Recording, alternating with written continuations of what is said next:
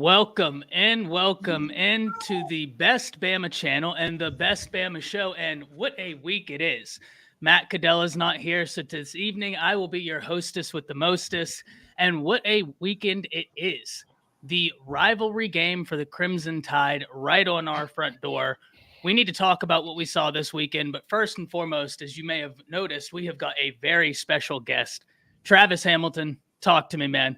First and foremost, thank you for being here this evening. Really excited to get into this game this weekend. It is going to be a ton of fun. But before we can do all that, let the people know where they can find all of your great content. Thank you so much, Ty. I appreciate it. Thank you to the BAM Center for having me on. My name is Travis Hamilton. I'm the host of Ball Sports Network. You can find us on Facebook.com/BSPN or on Twitter or X at BSPN Tweets.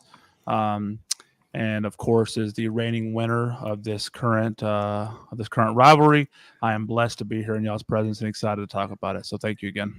Love it. I love that you sent that parting shot in, an opening gift. That's the beautiful thing about this rivalry. And as always, the regular gentlemen are here. We have got Chris James, aka Dan's big brother. Chris, how you doing? I'm great, man. Ready to get this show on the road. How y'all doing, fellas? Man, always good. Always good. And then we have the big brother himself, or should I say the little brother, Final Whistle Dan. No, we're not going to do that now. He claimed that title, you know what I'm saying? So, no, it's always big brother. I'm gonna take off Dan's big brother onto Dan's better looking brother.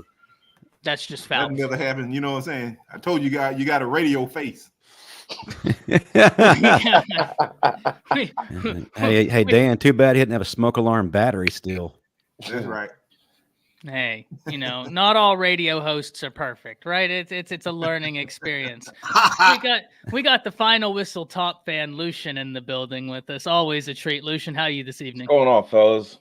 Tennessee Hate Week. Let's get it started. The iconic video emerges. Coach Smook, as always, how you doing tonight? I'm sick to my stomach because we got this freaking up there. That up there is just bothering me. Hey, I'm always here. Why is no, it a problem? above Middle you. child. The bald one. Which one? Travis. Chris. I'm coming for Travis because I enjoy Travis's content, and he's a freaking Tennessee fan. So I'm coming for you all night, Travis. It's beef. We got beef. There's the Just only know it fans. all night. Hey, we look like the Brady Bunch, don't we? How this line up? I know, right? You know what you should be coming for, Coach Smook. What's What you should be coming for this Shady Mile ride, ladies and gentlemen. Always an opportunity to plug up. I always got an extra cup on the side. All you got to do is just pour a little bit down here. What's up? And it wouldn't be a show without an introduction from the man, the myth, the legend, Justin Riley. Justin, how are you tonight? We are the mega stars. Whose game is it? With everybody saying the final whistle. Yes, sir. As you can see, Travis, having fun is our number one priority here. I don't know how we end up where we end up half the time, but we just end up having a good time through it. And to kick it off, we have to talk about some pain from this weekend. It can't always be a good time. This is a group therapy session. There was some good from this weekend. Let's be honest here, but Was it? Hey, there was some. I said some. Will Rector broke a record. He did. He Right? passed a former Auburn kicker. Yeah, all-time great leads news. in points in the SEC. And maybe we can find out he can snap the ball. We'll find out next weekend. But guys, Arkansas, there was some stuff to like, but there was not much to like in the second half. I'm going to start up top with Justin. Let's quickly recap this Arkansas game because we've got one of the biggest games of the season in front of us. We need to give that the due time it deserves, but we do need to talk about this Arkansas game. So talk to me. Well, I'll start out with what I liked. I liked, not just liked, but absolutely loved the defense. The intensity is continuing to carry on week after week. Win on D, count on me. I've got no qualms with what we're seeing from Kevin Steele. It's what we expected when he was hired on. And we're about to put out some more NFL defensive linemen because, good Lord, Tim Keenan and his crew are just absolute disasters for anybody going up against them. Offensively, usually we're a second half team, but apparently in this game we were a one-quarter team because after one quarter, that being the second quarter, is when it all came crashing down. Wasn't happy at all with what I saw there. Wasn't happy with a lot of the play calling. And when you're up 24-6, you're supposed to close out in a much better fashion than what we did. But give credit to Arkansas, as I said going in, they're a team that, despite their record, they're fighters and they don't give up. And if you allow them time to breathe, they could possibly make you regret it. And they got sure close, but we got away with a win, not the way we wanted it. But I sure hope we cleaned up a lot of stuff. I know we've been saying that week after week, but if we get things cleaned up, this is the week to do it. No doubt, especially with how last year ended. This has got to be a week where you got to play all 4 quarters, and we'll get into Tennessee, but Tennessee's not going to hand you a win, or at least I don't think they're going to hand Alabama a win, not under Josh Heupel. Dan, I'm going to go to you, go right under. Talk to me about what you saw out of this weekend.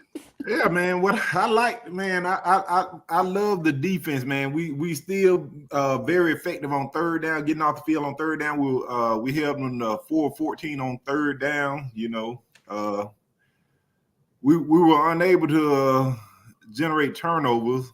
You know, but you know, we still were able to win. You know, despite our being stuck in the mud on offense. You know, but it was a good, hard-fought victory, you know, but, you know, this week, looking forward, it's all about pride for me. You know what I'm saying? The guys, you know, it's Tennessee week, you know, say no more. You know what I'm saying? It's all about pride this week, man. Pride is on the line here. No doubt about it. Smook, talk to me. Definitely excited about what this team can be when they're playing consistently at a high level. I don't like this team being exposed in areas where we're supposed to dominate. Offensive line in the trenches, that's always been a staple of Alabama. I gave this team more than I think a lot of you all were panicking, you know, week 3. I didn't panic until I saw Landon Jackson come in and use the same move 3 times in a row to get 3 sacks. And that's when I was like, okay, now there's a problem. There's a problem because it's 2 different guys. Not only that, but we allowed them to get exposed with our play calling. We came out in the third quarter, perfect drive. That first drive coming out the third quarter, and then we get in the red zone and we come from under the center. We stopped handing the ball off to Jason McClellan, who at that point on that drive was averaging 6.4 yards per carry. Like it, I mean, why do we go away from that? Roydell Williams came in there and gave us an 8-yard, you know, ripped off an 8-yard run off carry on that same drive. So I'm trying to figure out where's Tommy Rees's head going into this game. Did he become too comfortable trying to experiment, trying to see, you know, it's just one of them things. I'm over the inconsistency. I like him when he's on point. It seems like he finds early rhythm, but he doesn't stick with things that are working. So but going into this week, I think there's a different mentality with this team. So I have more positive thinking towards going into this Tennessee game than I do negative with this team. Yeah, going to be an exciting weekend, and especially with some of the play calls. We'll get into some of that, especially talking about this Tennessee front, which is really, really good. Lucian, over to you, man. I know you and I were in the meeting, and I wasn't there in voice, but I was there in keyboard spirit, and I was letting my frustrations on that offensive line be known, and you were largely in agreement. Talk to me about that, and then talk to me about your overall takeaways from Arkansas. You know, I think we all saw the obvious situation with our left tackle right now. And be that as it may, that's what we got to work with, because obviously there ain't no one better. So the fact that those 2 are what we got to roll with, at this point in the season, Tommy Rees has got to scheme better. Like that's just flat out. You got to help the kid. I mean, he's on an island as a true freshman. Even our backup's a redshirt freshman. That's not experience-wise. And that's just not smart. And you know that going in. So you should plan for that. Other than that, Arkansas, you know, it was homecoming. And I, as a fan, was disappointed with the effort that they put forward. You know, I hope, like Dan said, that, you know, this is Tennessee week and they don't need any motivation. But, you know, I'm still curious on how good this team could really truly be with as much talent as we have and as just lethal they can be with their execution at certain times throughout the football game, I am very eager to see them put all 4 quarters together in all 3 phases of the game. So hopefully, as an Alabama fan, if we see that Saturday, then it's going to be some fun. That would be beautiful. And as a quick question to chat, I'm actually really interested in hearing chat's thoughts on this because we've talked about this a few times. When was the last time do you all think that you saw Alabama play a cohesive 4 quarters of football? I asked this on my channel the other day. The overwhelming majority of answers I got, 2021 SEC championship game against Georgia. Interesting question. Let me know what y'all think. Chris James, the man of the hour. What's up, fellas? Well, it was kind of like a bittersweet moment for me, like a the candy sweet and sour. It's sweet, or it starts off sour and gets sweet, or it starts off sweet and gets sour, or whatever. Like the first half was pretty good. I was pleased. I was pleased overall by the defensive effort. Besides the couple of times that we should have sacked Jefferson. That's just a guy, a dude making a play. Despite those couple of big plays that they broke off, they only had 250 yards of total offense. So that was very encouraging to see. What kind of grind my gears was that were the sacks. Like how we didn't have any type of adjustment made to help out the left tackle, man. Like it's a true freshman out there, dude, going against Landon Jackson, who probably just made himself a lot of money off of that one game against us. We didn't chip. We didn't keep a tight end in or H-back or nothing, man. We just kept leaving those guys one-on-one coverage, and he just ate. He had a field day, and that's worrisome, man, because this probably be one of the better defenses we've seen since the Texas game all year coming up. And if we leave those guys on the island like that again, man, it could spell a lot of trouble for us. So that's something that I hopefully in practice this week that we shored up a little bit or tried to scheme something to to kind of counter that. But I want to see us to be able to run the ball like we did the second drive, first or second drive coming out of the second half. Was it the third? Was it the second drive, guys? Second drive. And we got away from it. Once we did that, we just got past happy. And I don't understand that. So it's just hopefully, man, we'll be able to have some success on the ground, because if we have to drop back and throw it 40, 50 times, that's not a good recipe for success. So we have to establish some type of run game. And from what I saw last Saturday, hopefully we had a good week of practice. That's all I'm gonna say. Yeah, with respect to Jackson, he is not Pierce Jr. Right? He had a good game on Saturday, but who they're going to see this coming Saturday, it's a man about to make a lot of money on Sundays. And because of that, I want to hear from you, Travis. Alabama, Arkansas this past weekend, tale of two halves. I want to hear an opposing fan's view of that game. I think it's a refreshing take to kind of hear that outside perspective. I think that Alabama should be – I think that, first off, that talent is really covering up some of your coordinator deficiencies. I will say this much, that Kevin Steele has a long record of being a solid – Miami wasn't that great for him, but a solid defensive coordinator. We know Bama, Saban's got what he has to say in the background, according to the defense. But what's weird for me, coming from somebody that's been dealing with this – Bama strength for the last decade, is just seeing there's a lot of mental mistakes that have occurring for the last 2 years, especially this year that's been occurring, things that you wouldn't, that feel very undisciplined. And I say that because I was used to Bama always coming in as just this unit, just not making mistakes, listening to their leader and Saban and making it make sense, right?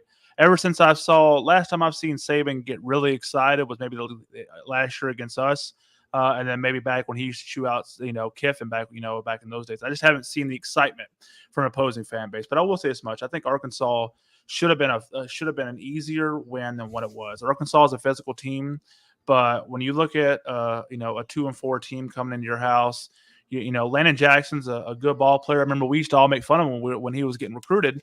Like, hey, this is a 5-star. Remember he was out there slapping pads, and we were like, this guy's a 5-star? What? But he put on 50 pounds. Guy's looking good. But, I think that, again, going back to that, I feel like Reese is, I guess, a good Band-Aid, but I don't know if he's a good long-term solution for Alabama. I know a lot of the Bill O'Brien talk and all that, and it wasn't working. But if you look at where it went, versus where it is now, and Alabama coming out to get struggle wins, or versus them used to having this standard, and the channel name is the Bama Standard, you would assume the standard would be Bama comes out, takes care of business, and rolls on. We got second, third stringers coming in third and fourth quarter, right? Maybe have one or two games that may have been kind of close going into the third quarter, and then Bama doing what they did. Now I get it. Bama has to be human. Like they're almost like the Ivan Drago of the Rocky World. They can bleed, right? They're a team as well. We saw that last year. We're seeing it this year as well. But I think a lot of this is also going on Walford. I don't know how much you guys like the guy. I don't know what it is. I don't know if it's the development of him. I understand that, Reese should maybe scheme up something better for the left tackle, but maybe throwing Dupree in there. I believe that's his name, right? Yeah. Mm-hmm. Yeah, y'all's tied in Dupree, right? Throwing him back there. But even Pritchett, it's just there is just not enough Milroe designed runs. I think that there should be more dialed up in general. If I saw that as a Tennessee fan this weekend, I'm gonna get nervous. That the play action should be more involved, and it's weird that when you're letting him sit back there, because yes, Milroe can hit the long ball. He's gotten really comfortable, but as a Tennessee fan, what I'm seeing is Arkansas having a couple slip ups over the top, but any kind of intermediate throws, and I've got my own Jaylen Milroe and Joe Milton, so I have no room to really talk too much, smack. But I will say that those intermediate throws that should be more comfortable, aren't being. Well, I didn't see that against Arkansas. And lastly, the run game was okay there, but all we heard all off season was this offensive line and this murder ball and this running offense is going to occur. And you guys are averaging less than 200 yards on the ground, so it's just kind of it's confusing to me to see it. I like to see it going into this weekend, right? Hoping y'all don't figure it all out this week. But I mean, good for y'all for getting the win. Congratulations on the win. But I think that y'all have been a 2.5 quarter team that if they would have put all four together, we wouldn't be having these kind of conversations about Alabama at all so far. But that's what I saw this weekend, at least in my point of view. I 100% agree. Now, I want to go real quick, and then I'll pass it to then Lucian and Chris to tie this up, because I don't need long. All of you have hit the great points. When I watched this game, one of the big questions I asked in our meeting this weekend, something that has stood out to me.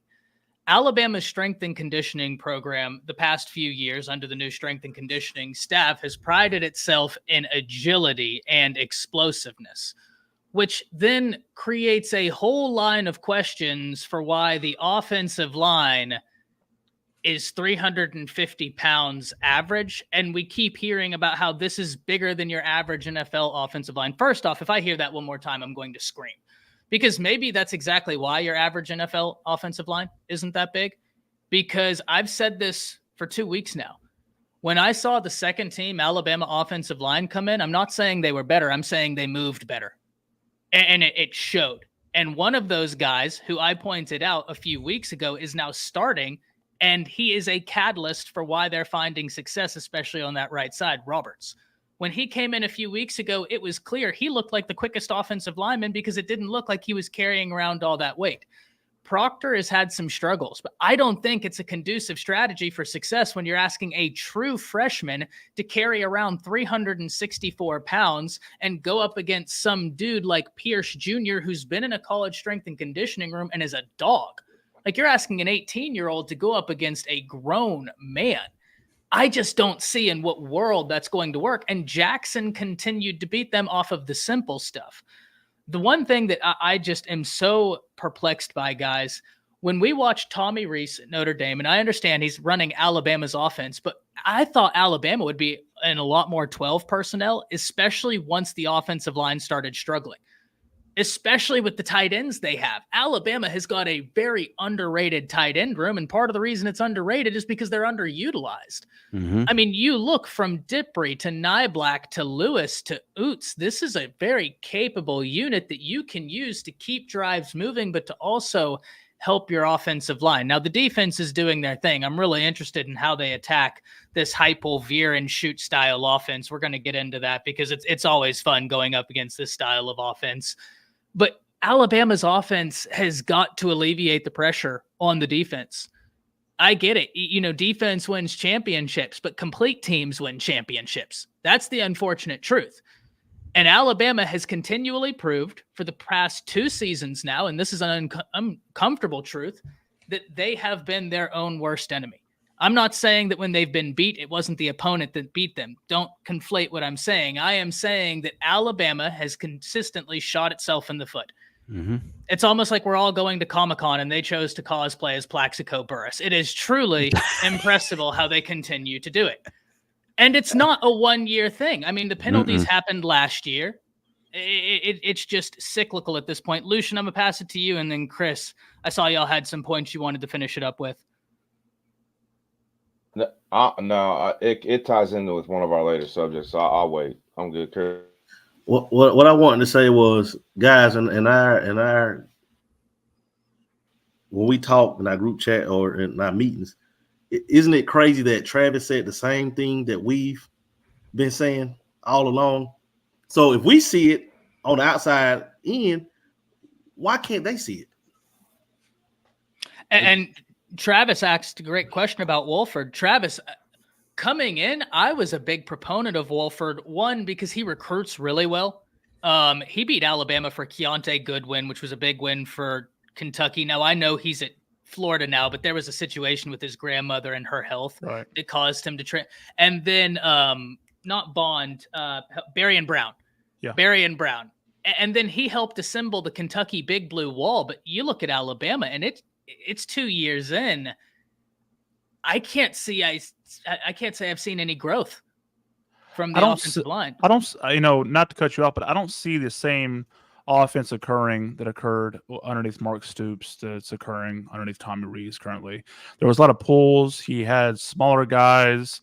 There was a ton amount of traps that were occurring in that Kentucky offense. So what you're seeing out of Alabama seems to be more of a pass protect type offensive line and not a push off, get to the second level type offensive line.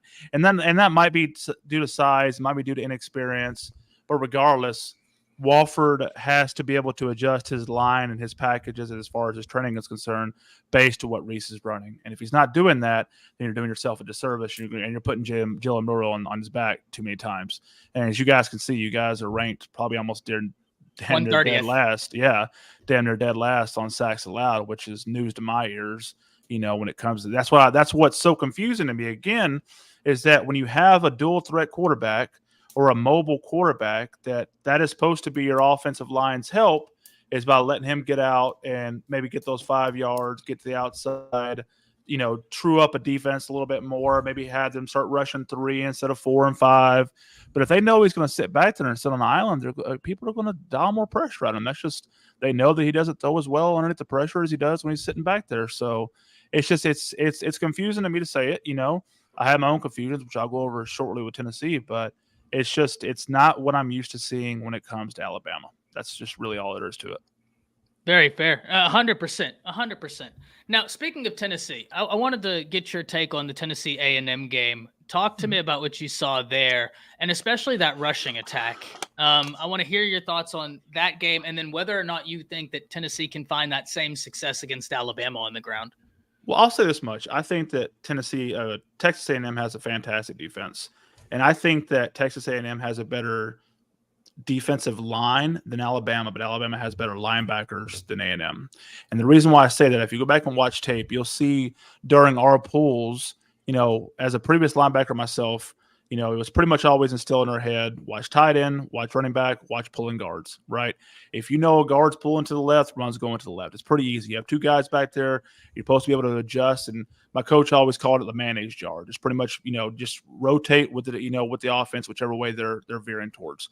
Now, of course, it can hurt on a backside play action bootleg or something like that. But your job as linebackers to always adjust to that pull.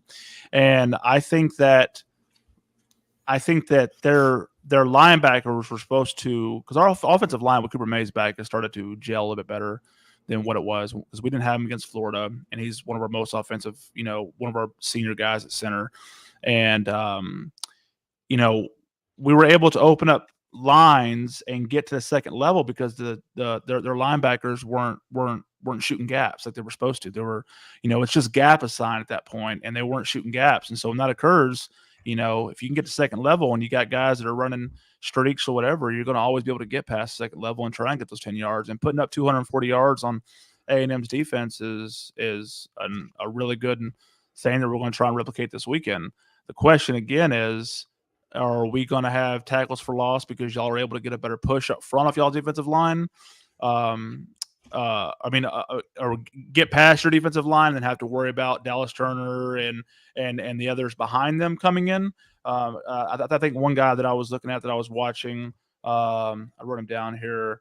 Not Treasure Marsh, Blackshear. I think that when you have somebody that can actually shoot gaps, y'all would have an opportunity to stop that run game from averaging, 5-6 yards a carry to maybe 3.5, 4.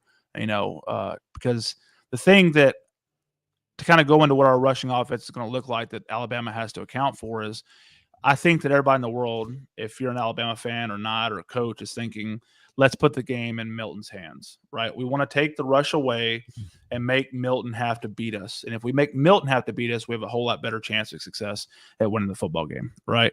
And the problem you have with that at Alabama is, okay, then so let's say we want to rush 5 at this point. We want to try and shut down this attack. What's going to occur is we don't line our wideouts up like normal teams. We go really far to the sidelines.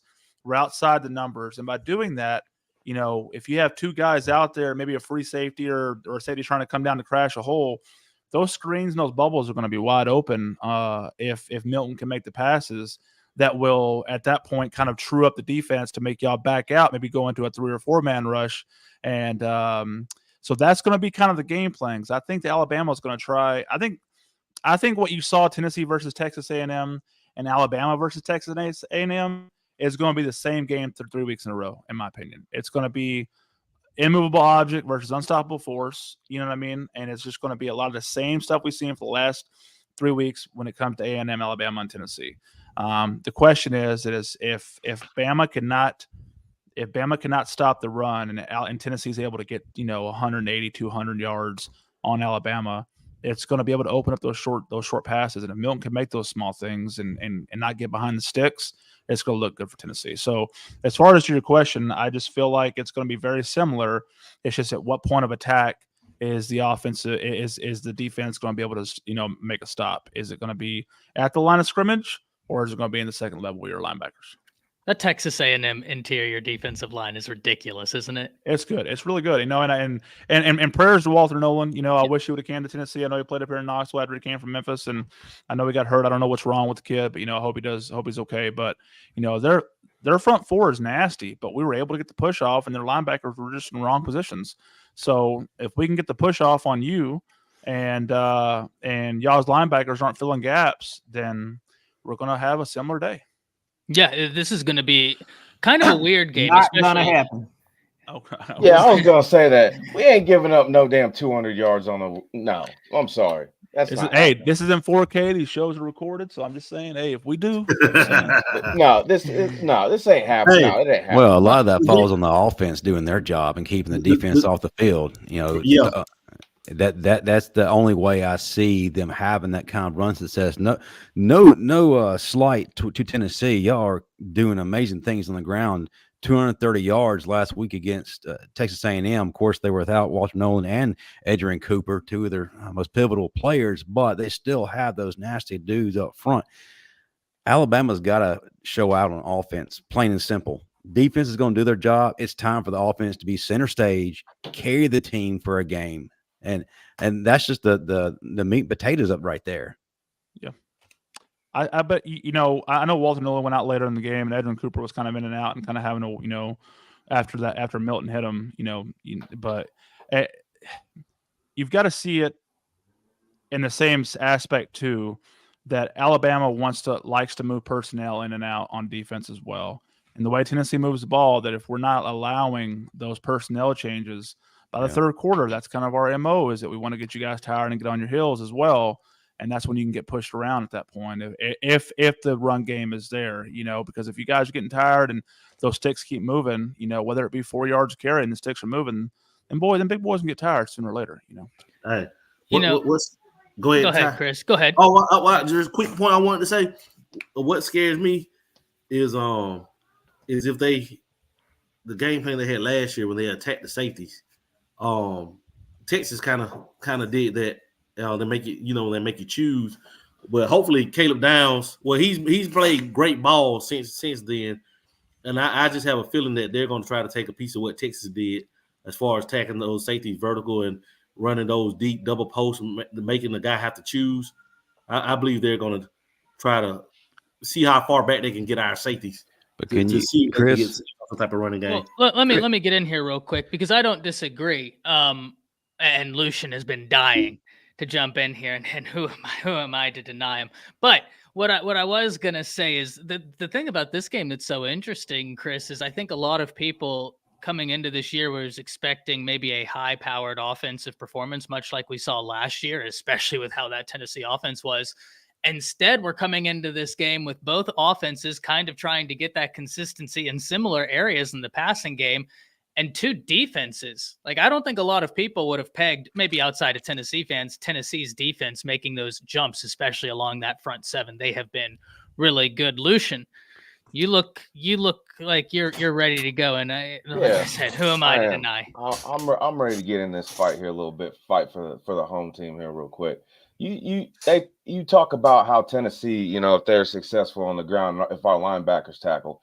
I mean, even if our linebackers don't, we have safeties that will hit you. Caleb Downs will hit you in the mouth. And y'all's receivers don't scare me one bit. Our DBs are monsters. They come up and run support. So we ain't worried about y'all running at any phase of the game. Flat out. To get to the safety running downhill, though, but to get to the safety running downhill, we've already made 4 or 5 yards by the time Caleb Downs is getting there. If you guys are rushing that many to put if y'all are running that much to put Caleb Downs down in the box, you may not be afraid of it, but that he makes plays in the backfield. I understand he does, and I get that. But if you're doing that, then you have to rely on Key back there to be that top guy. And not necessarily. We got more too. I'm just saying. Listen, I'll take any DB we got, any DB we got right now against any of your receivers, because none of your receivers are any of the guys you got last year. You're 100% correct. We ain't got the same quarterback. Just like y'all. Quarterback. You ain't just like y'all. Y'all ain't got the same quarterback y'all had last year either. No, but right? we got a better secondary.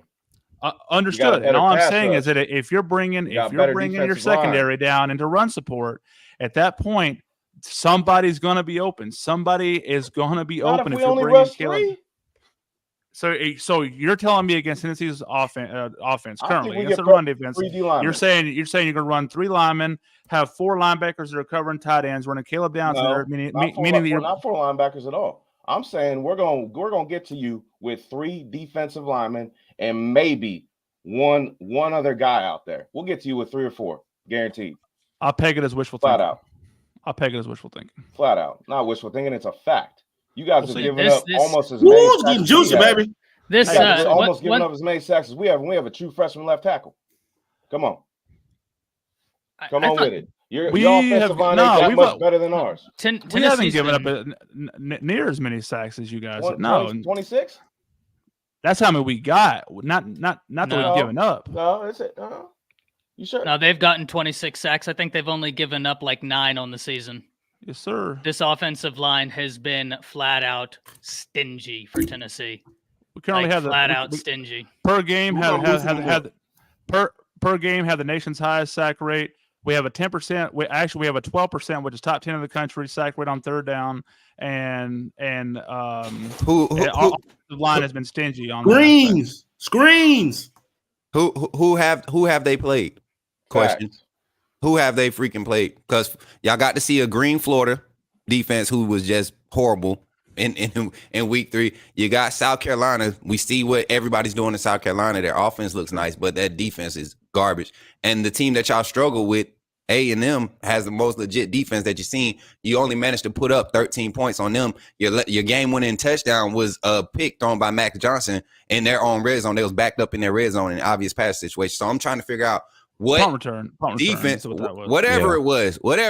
It wasn't an offensive drive. It wasn't a dominant game. Your offense, Joe Milton struggled heavily. He actually tried to get a game away 3-4 times. So I'm just trying to see what defense that gives you this confidence that your offense can step up and hold our defense, which has clearly been surging, probably one of the top 5 defenses in the nation right now in the past 3 or 4 games. You talking about where's Texas currently ranked at defensively?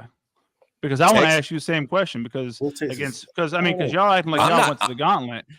Y'all went to the gauntlet in that aspect. I'm not bragging about my offense's production though, as if they made some type of turn this season. Our offense has not been consistent. But you're bragging on your defense, though. I'm betting on my defense, who has been consistent. The only game that we gave up more than 30 points was against Texas, their offense is definitely top 10, if I'm not mistaken. Overall, statistically, their offense is still top 10. They still have the most experienced offense when you talk about players across the 11-man front. I mean, there are 11 starters in whatever they put on the field. Like, that was the worst game of our season. That was week 2. Y'all have yet to play a solid defense, bro. Like, at all. They played A&M. A&M. We played A&M. And look what A&M did to their offense. Arkansas has some kind of fantastic defense? Arkansas has not lost by more than a score. All I'm asking is when did Arkansas get a good defense? Hey, Arkansas has not lost by more than a score in all the conference games. Their worst game was against the best defense in the SEC right now. That's Butch Jones talk. Hey, I'm just saying. This team play everybody. Got out the gavel. I got out the gavel. I'm thinking 2009 Bama Tennessee 13-10-ish type of score. It's gonna be low scoring. If you're a betting man, take the under. Okay, well, that devolved into a little bit of chaos, but we're reining it in now. We're reining it in. Justin, I want to talk to you, right? This game right here. How can Alabama find success against this Tennessee defense that has been so effective at getting to the quarterback? And how can Alabama try and stop Tennessee from finding success in all phases of the game? Honestly, we're going to have to do the things that we have been begging Tommy Rees to do, but he has refused to. And that's get the screens, get the quarterback power, get Milroe out in the perimeter, short intermediate routes, because Tennessee is going to do what they can to take away the deep ball. And once that happens, we're going to have to take advantage of having a great mismatch at tight end in Damari Black. That's plain and simple. Enough of the excuses for our offense. I'm tired of hearing all the excuses. It's time to put up or shut up. It's time to dial up something we have not seen the entire season. And really to put in a nutshell, for Alabama to win, don't beat themselves. It's time to put down the honey buns. I mean, you could talk about scheme. You can talk about X's and O's. When it comes down to it, Alabama's biggest enemy is themselves. And honey buns. Undisciplined play. Lack of execution. Not playing a full 4 quarters. For the love of God, if Alabama actually played the Alabama standard 4 quarters, we're not having this conversation right now. We're not worried every week about possibly dropping a game we shouldn't. And my gosh, we are making things a lot harder than they really should be. Arkansas is not that damn great. I'm sorry. You can't sit there and tell me that we gave up a 24-6 lead. Are you freaking kidding me? That's a joke. 24-6 lead, and we almost hand them the game. And I'm not going to sunshine pump anymore. Every time we take 5 steps forward, we take 4 steps back. That's got to stop. And it's got to stop this week. And I don't want to hear any more from our players giving me Sunday school answers about how they should have did this or should have done that. No, shut the hell up, play ball, and act like you give a damn against Tennessee, your biggest rival. Very true. I'm with Very you on true. that, Justin. Now, I wanted to get to this donation right here. Ray says, thank you for the $2, Ray. He says, why are you guys letting the Tennessee guy get to you? Ray, I'm here to keep the namaste. I'm here to keep the namaste. We're here to talk football. If it goes off the rail, Blaze Hayes is going to break out of that Indonesian prison they're keeping him in, and he's going to make an appearance. So we don't want to see that. But, Dan, it's been a while since I've heard from you, my man. Yeah. Talk to me. We're letting him get to us because he's speaking some facts in there. There's no place for facts on this panel. There's no place for facts on this. But, man, look at here. What we're gonna have to do with Milroe, man, we're gonna have to establish and commit to the run.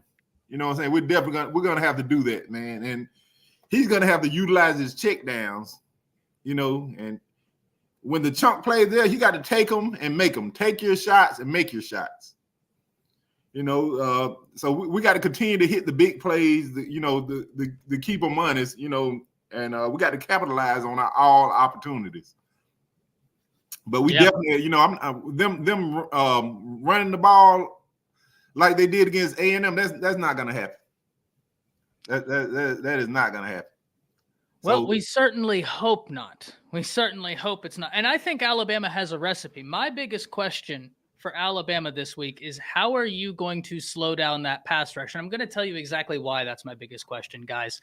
We've danced around the issue, and now I'm going to undress the issue.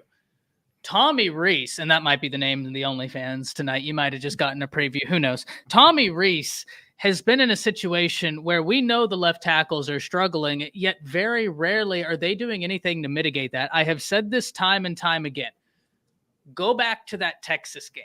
What was the first pass that Steve Sarkisian, the brilliant offensive mind, asked of his former five-star quarterback? It was a quick screen pass. Why? Because Steve Sarkisian wants to spread you east and west to attack you north and south. Part of the reason he did that is because he knows Dallas Turner, Chris Braswell.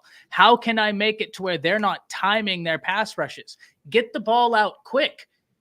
We have got a mobile quarterback who is a dual threat guy who we are developing as a pocket passer. And his first pass in that Texas game was dropping back and reading the entire field. Meanwhile, Quinn Ewers is working off half field reads. At a certain point, if you're Tommy Rees, you have got to help your quarterback help himself. Put a chip on that left tackle. Get the ball out quick. If I'm not mistaken, Alabama has thrown the lowest percentage of screen passes in the SEC by a disgusting amount. They are just not doing it. The quick game is not there. And this Tennessee defensive front, they've got the ability to get after you. I mean, Alabama's offensive line is going to have to play their best game, which if we're being objectively honest, it's about time for them to start showing up and playing their best games. Smook and I were talking about this. We've seen Caden Proctor mess up the easy stuff, but pick up the hard stuff. Like some of those stunts that A&M ran at him, that Mississippi State ran at him, and even Arkansas ran at him, he picked those up, but then the straight rush would just beat him every time. And it's like, how make that make sense? It is what it is. This is a great opportunity. This is a great opportunity for Alabama to try and get back what they lost last season and what Tennessee took last season, to be more appropriate, what Tennessee took last season. And Alabama has to get out of their own way first, because it's tough enough playing Tennessee. It's going to be real tough playing Tennessee and Alabama. Mm-hmm. And that's something that we just have not seen Alabama be able to do, is get out of their own way. Now, Alabama's defense is interesting because I do agree that, listen, Tennessee's rushing attack has been fantastic. Now, Travis, where you and I completely align is right here. I think that the catalyst of stopping that Tennessee rushing attack lies in the linebackers and being able to identify. And that's where I think Deontay Lawson is massive in this game for Alabama. His football IQ, his sideline to sideline speed, I think that's going to be huge. And then I look for Alabama's ability to try and generate a turnover or multiple turnovers. And I think that's going to be a massive catalyst. Geez Louise. It's time for some Shady Mile, everybody. Shady Mile, whenever you get tongue-tied and... Pour me a cup, dog. Pour me a cup. I got you a bottle on the way. Chris, talk to me about how can Alabama find success against this Tennessee team? It's pretty much been said, man. First off, we got to hold up in pass pro, and we got to mix it up, man. Like if you can't establish a running game, that is the hardest thing on the offense, unless you just one of those type of teams that just air it out every play, like the old Hawaii, Texas Tech type air it out. But if you're an offense that's predicated on running the ball, play action, and just utilizing like kind of like a multiple offense, you have to establish a running game. And that's the way we're going to get success. Lean on those. If they're 360, use that 360. Just lean on them all game. Lean on them, and then pop out the play action or get Milroe design quarterback runs. Get him on the edge. I'm just tired of seeing him sit up there in the pocket, for 4 seconds and get sacked. You know what I'm saying? Like we need Milroe to have at least double the design runs that's been called for him. You know, because we haven't seen that since Middle Tennessee. When really, like I thought early in the year that'll make it 2 design run. Then that's what you're asking for. Yeah, so double it, quadruple it, or whatever. But we have to utilize Milroe's legs, man. It's going to be tough. It's going to be a grind it out. So every yard is going to matter. Every yard is going to count, and we cannot turn the ball over. We're not a team that fumbles a lot, but we are a team that will throw a pick, here and there. So just take care of the ball, man, and establish some form of running game instead of it being 2nd and 10, 2nd and 11. Make it running on first down. Make it 2nd and 6, or 2nd and 7, or 2nd and 5. Because when we get behind the chains, man, that's when teams tee off on us. Keep them honest. Mm-hmm. I want it 3rd and 3, 3rd and 2. Where you have a chance to a run pass option. As opposed to knowing that it's 3rd and 9, now you got to throw it.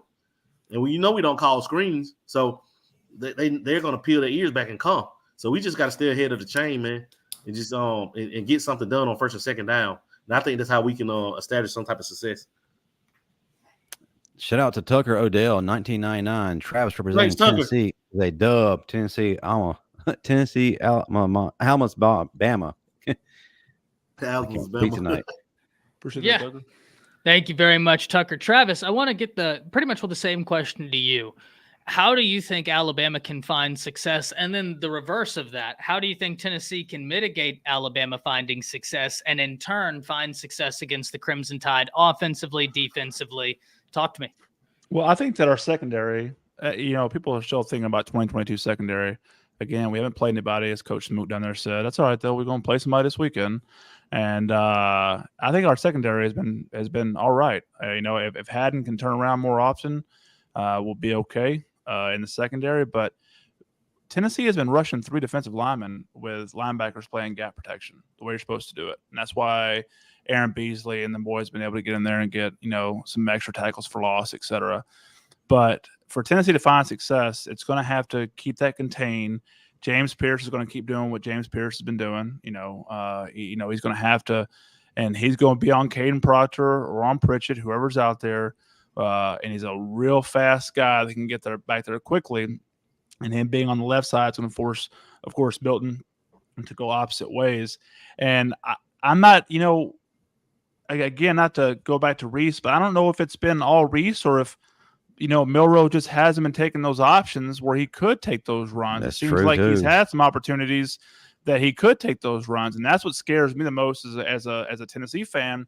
Because if we're coming off on that containment and we've got linebackers that are watching gap control and you guys running out with Burton, et cetera, if Milroe can get out, there's going to be something open, or he's going to have himself a 5-6 yard run that's going to be there for him. So I think that getting to Milton quick in a hurry, keeping pressure on Milton, putting him in the dirt, keeping him, throwing off his back feet, is going to be helpful to us, because the more Milroe can plant his feet in the ground, have 3 or 4 seconds, and make a pass, is when Milroe can be effective. And he likes to throw the deep ball, and he throws it well. I will give Milroe that. He throws deep balls on ropes, and he does well in that aspect. But it seems like a lot of those have been on busted coverages, et cetera, which is all to the wide receivers, right? They're doing what they're supposed to do out there. with great route running, with Bond and Burton has showed up finally after a few years for the last couple games for you guys. No offense to the squad, but Burton, he's chopping a whole lot, but he's supposed to, I guess. That's kind of the whole point behind being a football player. We all got excited when things were going our way, right? But for Tennessee to do that, we have to get push up front. It's going to be one in the trenches on both sides of the ball. We're going to have good secondary coverage. We're going to have to keep a spy on Milroe, because if Bama has any kind of sense about him, they're going to want to put Milroe out of the pocket, and they're going to want to run Milroe, and Milroe's going to have to figure out how to throw on the run as well. Same thing for Milton. Now, on the backside of that, Milton's going to have to learn how to be a little bit quicker with his throws. The problem with Joe Milton is that the throws are there, but he waits maybe a second, half second too late, and that's putting the ball behind his slants. He throws it like damn Randy Johnson when it's coming in on the slants. I mean, the guy's throwing 100-mile-an-hour slant, so it's hard for folks to catch it. So if he can lead his receivers, we've had players open. We've had receivers drop the ball. It's just, at the end of the day, we're going to have to truly rely on the rush game, rely on our pass rush and on our run defense, and hope that our secondary can take care of the rest. And then it's going to go to special teams. Nobody's talked about special teams yet. D. Williams is electric back there. I'd like to see, if I was an Alabama fan, Kool-Aid makes more plays back on the special team side of the ball. If I'm a Bama fan, I want to put the ball in any playmaker's hands, right? And to me, that's Kool-Aid back there on punt returns and on kick returns and stuff like that. And if I was a Bama fan, I know y'all don't want somebody to get hurt, etc. But who do y'all have back there now? Bond? Is Bond y'all's return guy or Kendrick Law? No, Kendrick Law. Oh, okay. Well, Either way, but I think the keys for, and this is like one of the most evenly, it's literally a mirror type team for me currently. I get it. Bama's going to want to say they have more talent. They have this 100%. You should. You got the coaching. Bama should be able to rely on that, because I don't want to hear Bama fans anymore saying, well, it's because we got these players. Y'all got 3 of the top classes of all time currently on this bench and on this field right now. Thank you. All time. So at this point, it's either dedication or it's coaching. Either you ain't got the heart or you ain't got the coaching to put you in the right position to make plays. Because it ain't talent. Because if you guys were lining up 7-on-7 in high school, y'all's team would beat our team 9 out of 10 times. So I think that the keys for Tennessee to win are the exact same for Alabama to win this football game. It's really like whatever we need to do, y'all need to do the exact same thing. And whoever does it better is going to win the football game. It kind of reminds me of that Spider-Man meme when you had 2 Spider-Men pointing at each other. Yeah. Because, you can argue all day wearing your team's colored glasses, but the fact is we're mirror images of each other. The word that you're looking for is execution. Yeah.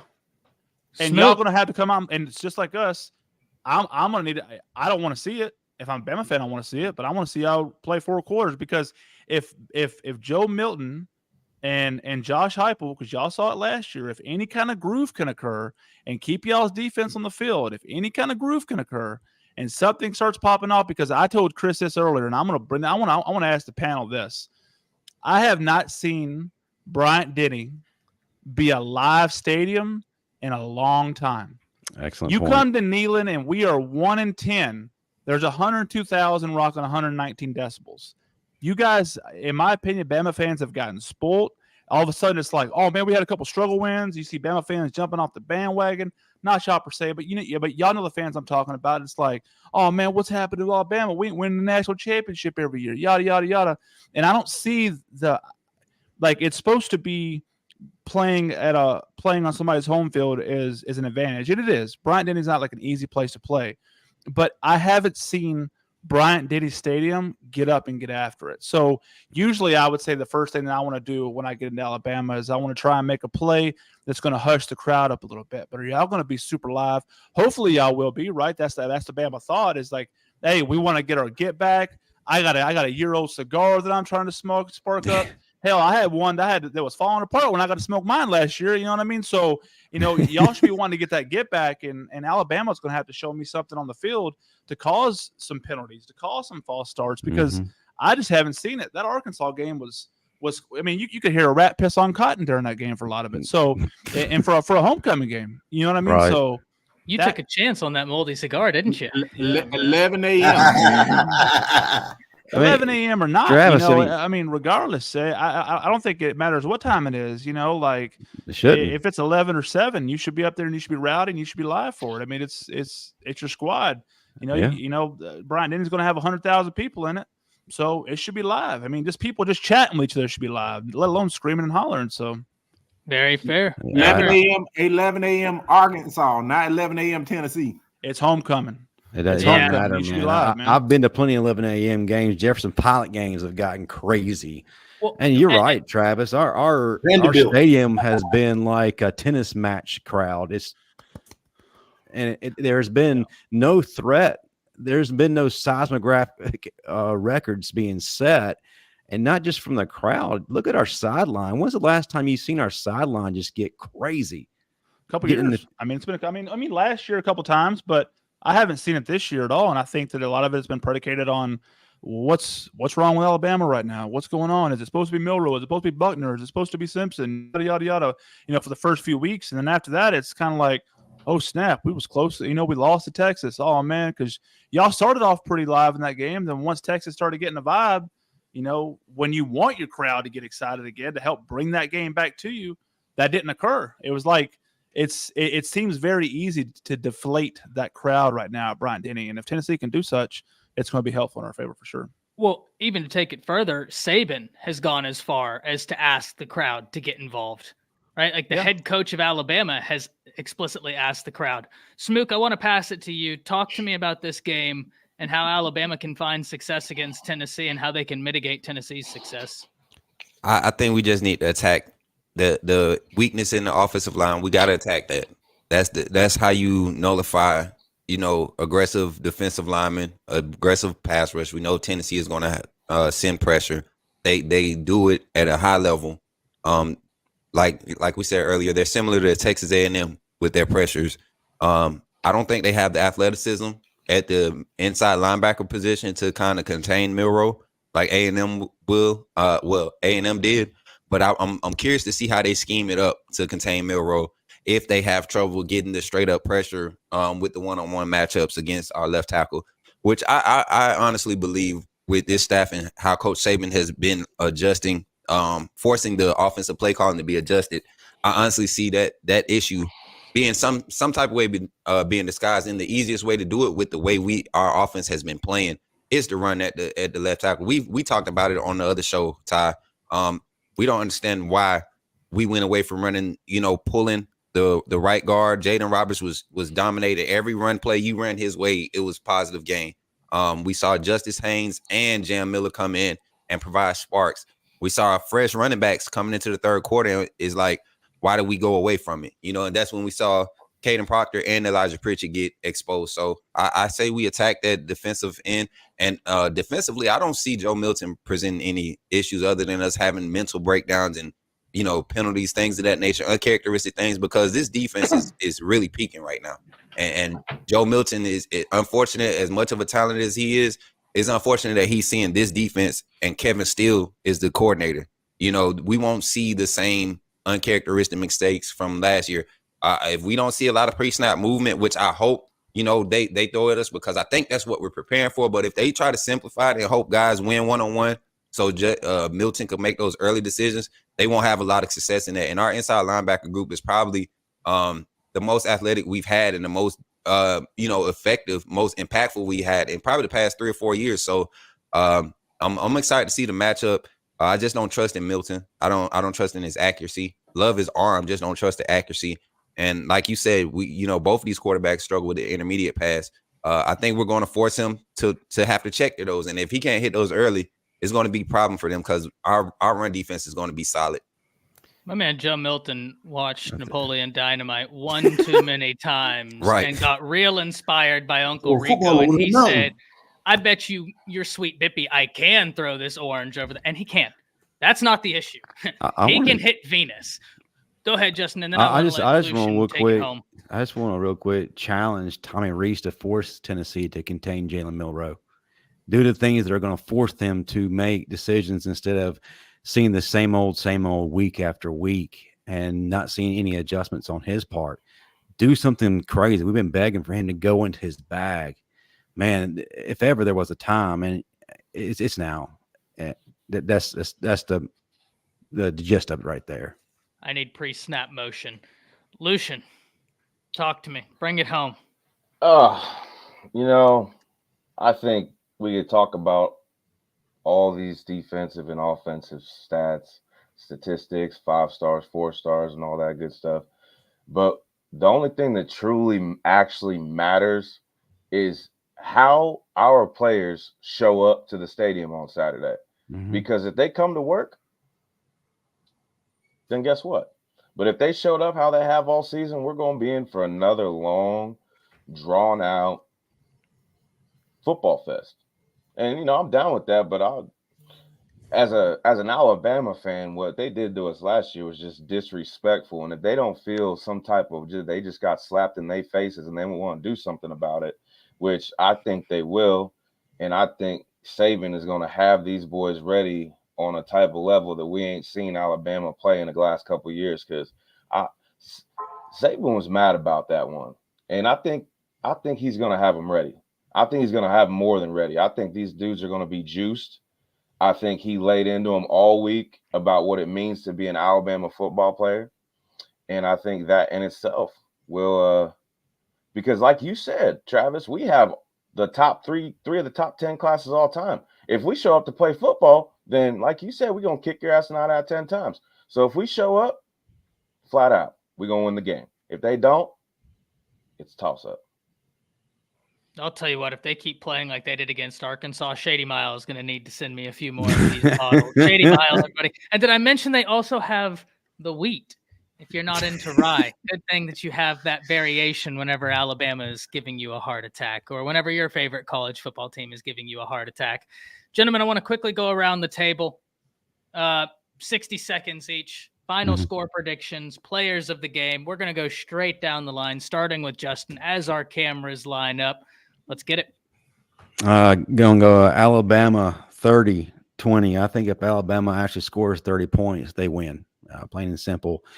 The players of the game offensively, I'm going to go with Justice Haynes. This is a time where we need to use him. We saw a little bit of a glimpse last week of what he could do. He's a guy who can create things. He's a special guy.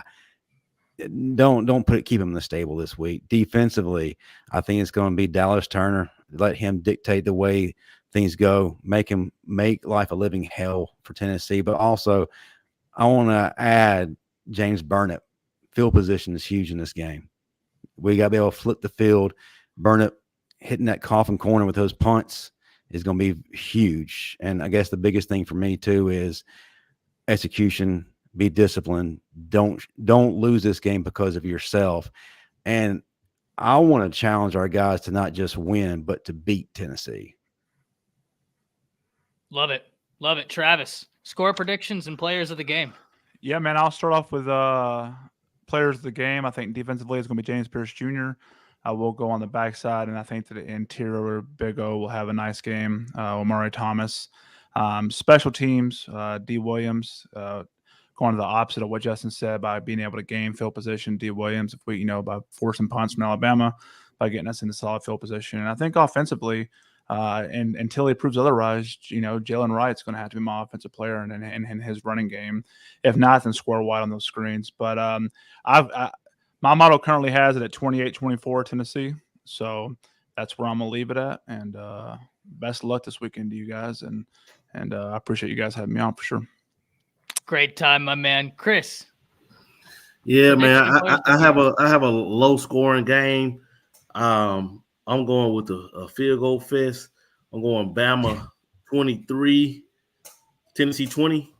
I think it's going to come down to Will Riker's leg. So he's my player of the game. Special teams, defensively, I think Deontay Lawson is due for a big game. Patrolling the middle, and offensively, I think my player of the game offensively, I feel that the tight end Mari Niblack is gonna come up clutch across the middle and convert a few big third downs for us. So I'm going with Nye Black as the player of the game. I think it's just gonna be ugly offensively both ways, but it's gonna be a field goal fest and Will Riker's led. And Reichard we trust. Final whistle, Dan. Man, yeah, it's gonna be a tough, hard-fought one. It's gonna be a close game. My model tells me Alabama 21, Tennessee 17. Player of the game offensively is gonna be the guy it starts and ends with is gonna be Jaylen Milroe. Defense, with Arnold probably being in the start again this week, he's gonna be my defensive player of the game, with the opportunity you're going to have to make the plays. Yeah, love it. I think for me, I'm going to go players of the game first. I'm going to start defensively. I think this is a week where Caleb Downs, we talked about this against A&M. He had the big time interception. And then that last play where he ended up making the tackle on Johnson, that was one where he's getting close to intercepting it. And the game is getting slower for him. He's young. He's figuring it out. We know Heupel is going to test the safeties to try and open up and soften up this Alabama defense. And because of that, Caleb Downs will get his opportunity to make his impact on the game.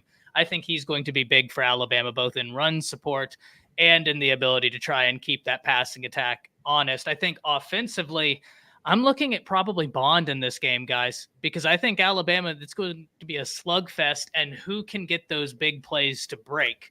And I think Bond has been a real solid weapon in getting big plays to break. Nye Black is another name to keep your eye out on. Burton has had a solid year. And as far as special teams goes, it's got to be Will Reichard. In terms of my final score prediction, I've been wrestling with this one. And I think I'm going to, Justin, I think you have it right about on the money. I think 31-20 is where I'm going to go. And I think a turnover helps Alabama seal this late and really finish the game with it more in control than it previously was on the back of the defensive effort. Lucian? I think it's going to be a interesting game, to say the least. My final score, I got 27-13.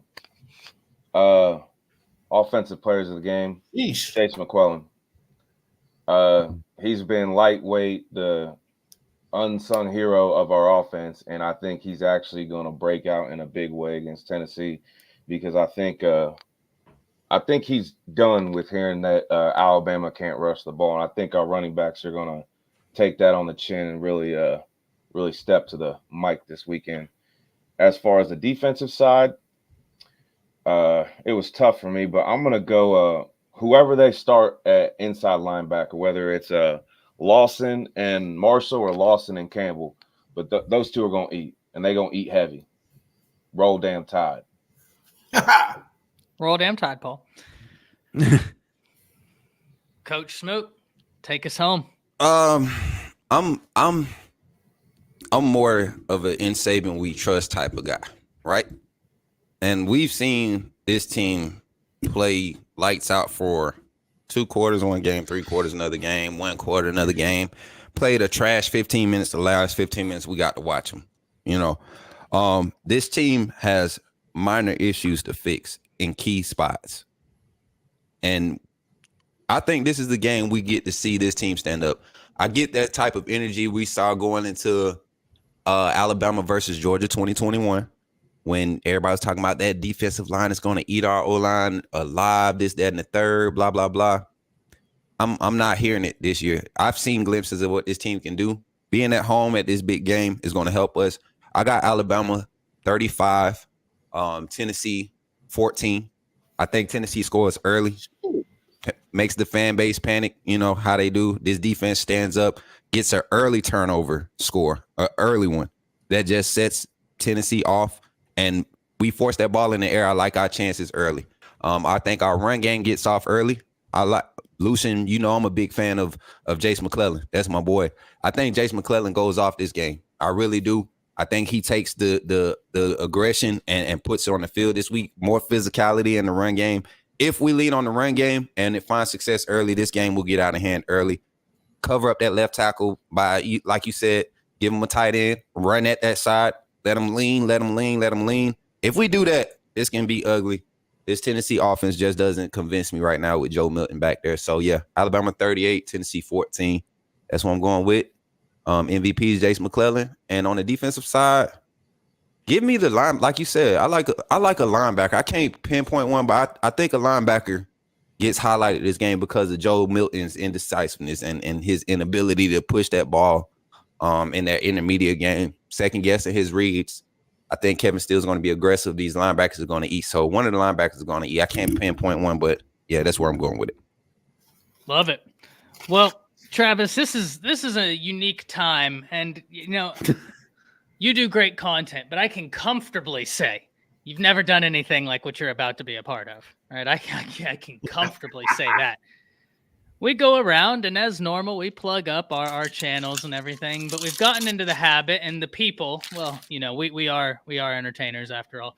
The people demand the OnlyFans content, so we all come up with our own OnlyFans names at the end, and if you would like to participate, you are certainly welcome, but this is where we go around the room and let people know where they can find all of our great stuff. We usually, I don't know what the hell is happening over there. What are you...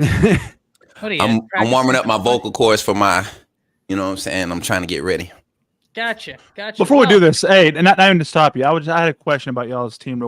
Is Malachi Moore still out or no? He's playing. Time? He's playing. Okay, all right. Just want to make sure. That's the difference. That's the biggest difference. That's the biggest difference in this game. General Moore. I'm telling you, that's the biggest difference in this game. Stop you, Ty. I wanted to ask that earlier, and I forgot it was on my notepad. No, by all means. Hey, that's the fun of doing this. It's just meant to be an experience. Go ahead, Chris. Go ahead. Right, quick, while we at it, if it was me, I'd keep Arnold at star and keep Amos out there at corner and let Malachi stay high. Play over top, yes. Right next to him. That is the look, bro. I don't know why we haven't seen that. Key has not proven nothing. He has not proven that he can walk down and cover. He's a good bait safety. He's a good robber. I give him that. A good six guy. Yes. I'm gonna give y'all a good bait safety here in a bit with these OnlyFans names. Let's get to them. We're veering off here. You know what I'm saying? Justin, would you like to start us off this evening, or would you like me to start us off this evening? You start us off. You started off. Bang it. As always, y'all can find me at Around the Table Sports. So on Fridays, you can find me on the Bleacher Report home college football page, where me and several other guys host a college football pick'em show. I am currently in the lead. I don't know what this weekend's total was. I'll have to check, but I know going into this weekend, I was sitting at 44-10. I'm trying to bring it home for the final whistle team. Other than that, you can find me at Around the Table Sports. But, we've done a lot of special things for OnlyFans. Hell, Blaze Hayes made an appearance and did an OnlyFans. That was special, wasn't it? But this week, it's going to be a key to victory. And Travis, I must give you this. You gave me an epiphany earlier. Something you said, the light bulbs went off in my head. All right. How can Alabama win this game? And when I think about it, I think that the perfect synopsis is going to be my OnlyFans this weekend. You can catch me on OnlyFans, Deep Balls on a Rope. And we have got some special content planned over there. Deep Balls on a Rope for this weekend. Love to see you over there. Justin, over to you. I gotta have some time to think. You're gonna have to pass it. Okay. That was give let me and Ty go first. That's what we doing? Okay. Setting the tone. Dan? Oh, you want me? Are you sure? Dan's gonna shut us down. So y'all, Chris, you go. Yeah. No, I'm going. No, Dan's going. I'm going after Dan. I got one for y'all. You sure? Okay. I can roll around all day. Well, of course, you can catch me on Twitter at Final Whistle Dan. You catch me every Tuesday and Saturday's post game show, Final Whistle. You know what I'm saying? But this week, I'm dedicating this to my guy Travis. You know what I'm saying? It's ball week, Tennessee hate week. You know what I'm saying? You can catch me on my OnlyFans, Sloppy Top Tennessee. Let's go. Yes! Woo! I can't, man. Right flat 2 claps. Woo! You asked for it. Well done, sir. Travis, if you would like to plug up your stuff, and if you want to participate in the OnlyFans. You know what? I like, I like where you came from on that one, Ty. You know, of course, you guys can catch me on Twitter at Rocky Top Rico. Of course, VSBN tweets and on Facebook at Vol Sports Network. But for the next few days until Saturday, I'll be having to get some money in on my OnlyFans at Vols Deep, and you guys can check me there. Rush game gonna go crazy. So at Vols Deep, let's get into it. That's good. That's good. That's good. Justin, You can find me at OnlyFans choking on these salty balls.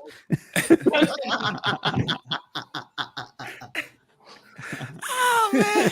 But you can find Bama Standard content at the Bama Standard on all of your social media platforms. We also have a website, thebamastandard.com. But let that OnlyFans resonate with you the rest of the evening. My God, what an evening. Lucian, I'm looking at you next. Oh, well, you can find me on Twitter at Roluce21. I'm also a guest with Smook on Friday nights on his Gamecast, and you can find me sometimes here on the Final Whistle, the best college football content out there. But if you want to catch me this weekend on the late night at OnlyFans, is busting through your biscuits. Promo code honey on your chin. Let's go.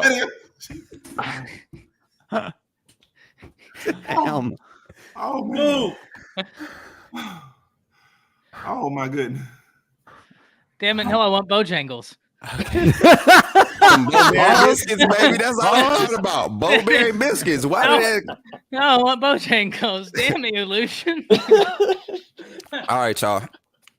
Hey, y'all already know you can find your boy Coach Smook at Coach Smook on every platform. That's Instagram, Twitter, Facebook, Kick, YouTube, everything. Go follow all the content, Coach Smook, everything. TikTok. We popping a lot of content out. As you know, you could join us here every week, Tuesday. Here. It's not all you're popping, you know what I'm saying? Yeah, you know what I'm saying? Just let me wait, let me get there. But yeah, y'all know y'all can find me. Let's crank it up again this Friday. Here on, well, before I get there, tomorrow I'll be a guest on the Crimson Dynasty with CC Payne. And I think Marvin Constance is going to be on the show tomorrow, right, Justin? He is going to give us an update tomorrow. Okay, so we'll see who's going to be, but I'll definitely be on there tomorrow. So definitely pull up and support that show tomorrow. It's here on the Bama Standard at 7 p.m. Eastern Standard Time. Also, Friday, the pregame preview. We're going to do the revamp preview for this week's game against Tennessee. I wish my Tennessee friend was here. Man, Corey, if you don't get out of here, I'm gonna fire you up. Let's go. But yeah, I wish my Tennessee friend was playing. We was going to set it up to have a user matchup so y'all can see me really get down. But he doesn't. Not going to be able to. But yeah, y'all find me at Coach Smook on everything. And this week, the special, y'all know we do the late night special headset talk. My boy Lucian was the guest on last week's show. You know, he came in there with the locks and chains, strapping stuff down. Pause. But this week, our special, being that I hate Tennessee so much, y'all know your boy, he do what he do. Puff, puff, you know what I'm saying? So this week's promo code, when you join in the OnlyFans this weekend, when we go to the dark side, in honor of celebrating how we going to be able to smoke these cigars this week, you can find me on my OnlyFans at Coach Smook, a.k.a. the Black Steel Curtain, because we shutting that offense down. And our promo code for this week is smoking that, if you know what I'm saying. Hello, let's get out of here. Roll Tide, baby. Much love, everybody. Love y'all. He on that ball pack. Hey man, y'all crazy. Y'all left me some crumbs. But you can find me on Facebook and Chris K. James Sr. on Instagram at CKJ Senior 32 and on Twitter at Coach Chris James. And my promo code for this week for my OnlyFans is Mr. T, and it doesn't stand for Tennessee. It stands for teabagging those Vols. Oh Jesus. Jesus. Man, is your T upside down like this? Suddenly, I don't want the T anymore. It's crooked. It's crooked. How your T look like this? It's crooked. On that note, that's going to do it for us here at the Final Whistle. I'm not a doctor, but you might need to consult one. Too many of those. Roll Tide, everybody. Roll Tide. Do you suffer from it?